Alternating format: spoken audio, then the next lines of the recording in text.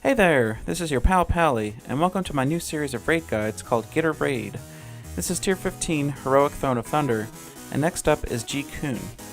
This encounter is one of the easier ones on Heroic, as there is only a few small mechanic changes involving the nests. It does require 2 tanks, any mix of DPS, and 2 to 3 healers on 10man. As with all Heroic fights, everything hurts a lot more and has more health, so bring your A game. The biggest change to the nests in the fight is that on certain nests, a Nest Guardian spawns that must be handled by the tank. It does a frontal cleave and thus is a danger to anyone in the nest if it is faced the wrong way. It also has a very small hitbox, or seems to suffer from some kind of line of sight issue, as whomever is tanking it must be up in its grill.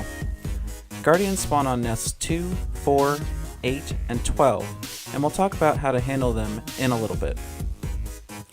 As with all heroics, things hurt more, but of particular note for this fight is Caw. On normal mode, it hits decently. On heroic, it can take 3/4 of your health easily. Remember, from normal mode, Caw is avoidable by all ranged and heals, so when you see it being cast, get your feet moving and try to avoid it. It's not a wipe if you don't, but it's completely unnecessary raid damage to deal with, so try to avoid it as much as possible. Tanks, just a quick note for you as well, the Talon rank of course hits pretty hard, especially at high stacks, so be judicious about using your cooldowns and call for externals when you need it, especially if you are about to take a 3rd Talon rank. One other piece to note is that having the DPS be able to fly up and capture the primal nutrient that comes out when Ji-Kun does feed young is also a very helpful buff for the entirety of this encounter.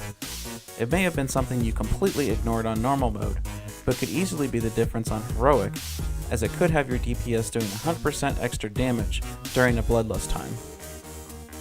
So now we come to the meat of this encounter, which is to figure out your nest plan. If you get that figured out, you can beat this boss with little issue week after week. The kink in the plans is that you have to have a tank come to some of the nests in order to tank the guardians. Also note, nests number 9 and 10 spawn at the same time. That is one upper and one lower nest, so if you're going to handle those nests, you must have at least 2 groups ready to deal with them. Your strategy is also going to depend on whether you are 2 or 3 healing it, as well as the strength of your DPS. From here, I'll describe the strategy employed in this footage, and then discuss some alternative ways to handle it. We went with a 2 heal strategy and only did 8 nests. We did have 2 groups designated for the nests, but that second group only went to nest 2 and 8 in order to get feathers. Having the feathers allowed more of that second group to use them for the DPS buff. Thus, group 1 went to nests 1, 3, 4, 5, 6, and 7. Group 2 did nests 2 and 8. After that, we waited until the feed young went off for the 9th nest, and then lusted and burned. We had the boss at around 40% health before this burn phase, and you can just watch the health melt away with all the nutrient buffs out. With this strategy, we had one tank go down to nest 2 to tank the guardian.